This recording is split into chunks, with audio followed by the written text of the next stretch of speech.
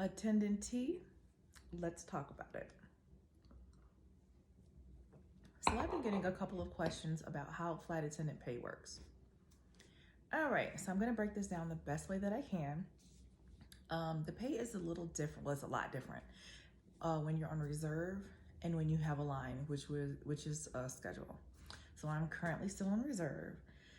And don't ask me how to read a paycheck because I'm still trying to navigate how to read mine. However, I do kind of know how the pay works.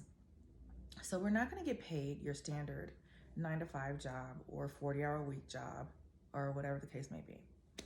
So with most airlines, you are guaranteed a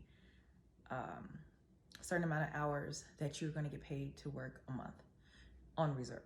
So for example, with my airline, we're guaranteed 76 hours a month, and that's flight time.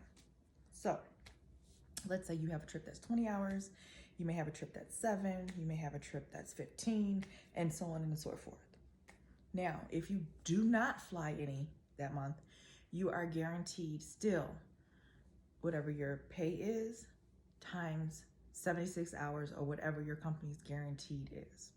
Now, when you start making money is when they tack on your per diem, which is kind of like a little supplement of time you're away from home.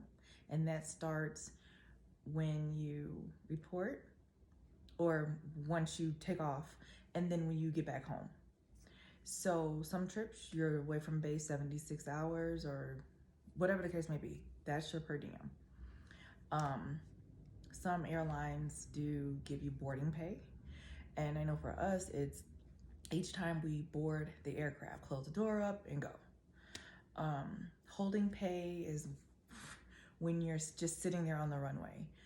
It starts after a certain amount of time. I think it's like 30 minutes, 40 minutes, something like that.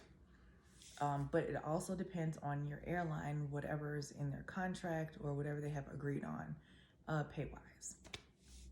Now, being on reserve, you can break, for my company, we can break guarantee. So anything we work actually over the 76 hours is considered breaking guarantee, kind of like overtime. And so in addition to our hourly pay, flight hour pay, we get an additional compensation on top of that. And then that reflects on the paycheck. Again, don't ask me how to read your paycheck. Don't know how. Still navigating how to read mine because there's other things like training and uniform allotment and other things like that that's included in the pay. So I hope this helps for anybody that has questions about flight attendant pay.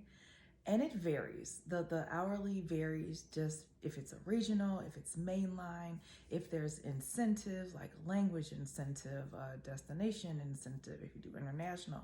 I know for mainline, if you are the purser or the lead or, just different positions within aircraft, we only have 2 positions. You're either gonna work the plane by yourself or you're gonna be the aft, which is working in the back, or the forward, which is working in the forward, and there's no pay differential. All right, so I hope this helps, and if you have any questions, let me know.